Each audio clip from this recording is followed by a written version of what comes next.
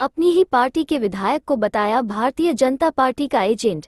एक दिवसीय दौरे पर अमेठी पहुंचे समाजवादी पार्टी के महासचिव स्वामी प्रसाद मौर्य ने एक बड़ा खुलासा किया। अपनी ही पार्टी से ऊंचाहार विधायक मनोज पांडेय को भारतीय जनता पार्टी का एजेंट बता डाला। स्वामी प्रसाद मौर्य ने कहा कि जैसे प्रमोद कृष्णम कांग्रेस में रहकर भाजपा के एजेंट के रूप में काम करते थे, इसी तरह ऊंचाहार विधायक मनोज पांडेय भी समाजवादी पार्टी में रहकर भाजपा के एजेंट के रूप में काम कर रहे हैं। मनोज पांडेय की मानसिकता बिल्कुल सड़ी गली है। उन्होंने कहा कि देश के आदिवासियों, दलित और पिछड़ों पर जुल्म और अत्याचार करना यह अपना अधिकार समझते हैं, जो हमें जानवर से भी बदतर जिंदगी जीने के लिए मजबूर करने के लिए ऐसी परिस्थितियां पैदा करते हैं। वो हमारी तारीफ कैसे कर सकते हैं। अमेठी से युवा मीडिया संवाददाता रमेश चंद्र गौड़ की स्पेशल रिपोर्ट।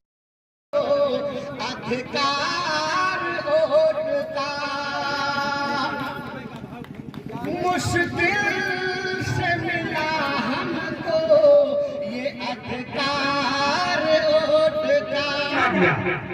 और यही नहीं, इन लोगों ने कानून कर दिया क्या? नारी शूद्रो नद के पास देश की महिलाओं को, इस देश के शूद्रों को पढ़ने का अधिकार नहीं है। हमको अपने सामाजिक परिवर्तन के महानायकों को कोर्ट को दमन करते हैं, खंडन करते हैं। सामाजिक परिवर्तन के महानायक पूरे जी, शिक्षा की ज्ञान लगाने वाली सावित्रीबाई फुले, इस देश की सावित्रीबाई फुले को प्रेम करने वाली फातिमा बेग को, भारतीय संविधान निर्माता परम पूज्य बाबा साहब डॉक्टर अम्बेडकर को, आरक्षण के जनक छत्रपति शिवाजी महाराज, सामाजिक परिवर्तन के आंदोलन को आगे बढ़ाने वाले पेरियार रामास्वामी नायक और उत्तर भारत में पेरियार लड़ाई सिंह यादव, राम स्वरूप वर्मा जी और सामाजिक परिवर्तन के महानायक कांचीराम जी, जिन्होंने हमें सम्मान और सम्मान के लिए सचेत किया, सावधान किया। ज्योतिबा फुले, सावित्रीबाई फुले, बाबा साहब डॉक्टर अम्बेडकर ने अंग्रेजी हुकूमत से लड़कर हमें पढ़ने लिखने का त्याग किया। अनुसूचित जाति, अनुसूचित जनजाति और पिछड़े लोगों को पढ़ने लिखने का अधिकार अंग्रेजी हुकूमत ने दिया।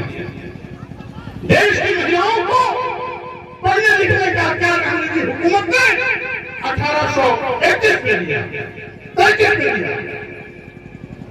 और इसी प्रकार से जो भी सामाजिक सुधार हुए, इन्हीं हमारे महापुरुषों ने अंग्रेजों से लड़कर सही बात से अवगत कराकर इनको न्याय करने का काम किया।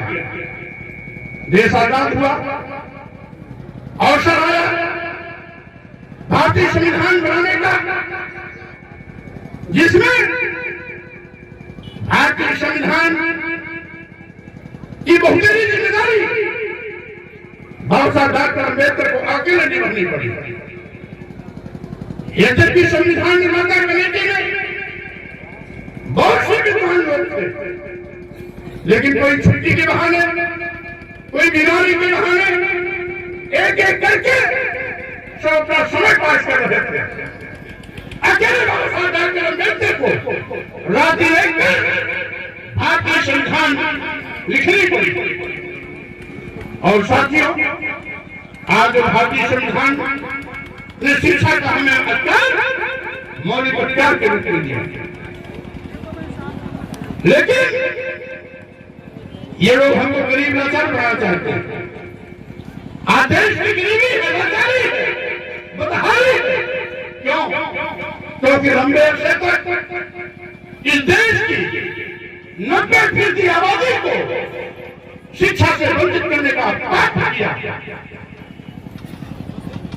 देश की सभी महिलाएं किसी भी वर्ग की हो, या बाबा साहब की तस्वीर लगी हो और कोई भी कार्यक्रम हो रहा हो, तो वहां पर गली से गुजरने वाले व्यक्ति के दिल में जानना चाहता हूँ ऐसा क्यों?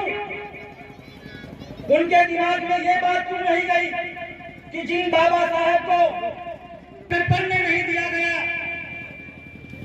पग पग पर उन्हें सताया गया, या बाबा साहब की तस्वीर लगी हो और कोई भी कार्यक्रम हो रहा हो तो वहां पर गली से गुजरने वाले व्यक्ति के दिल में जानना चाहता हूँ ऐसा क्यों?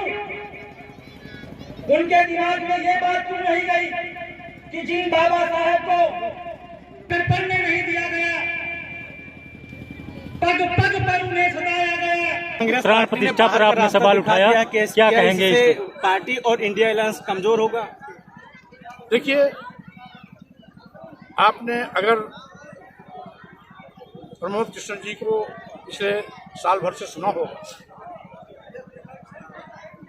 तो नेता थे कांग्रेस के, लेवल था कांग्रेस की, भाषा निकल रही थी भाजपा की, तो स्वाभाविक रूप से ऐसी गंदी मानसिकता के लोगों को दूर ही रखना चाहिए। इससे कांग्रेस और मजबूत होगी, कमजोर होने का कोई प्रश्न नहीं। भाजपा द्वारा अयोध्या में प्राण प्रतिष्ठा की गई, आपने सवाल उठाया, क्या कहेंगे इस पे? क्या अखिलेश जी ने प्रतिक्रिया? कहा था कि अमेठी से सपा का भी प्रत्याशी उतारा जाएगा, और क्या लगता है आपको कि गठबंधन में ही ये चुनाव अमेठी में लड़ा जाएगा या सपा के कोई कैंडिडेट आएगा? अलायंस में समाजवादी पार्टी भी है, इसलिए अलायंस के नेता आपस में तय करेंगे किसको कहाँ लड़ना है।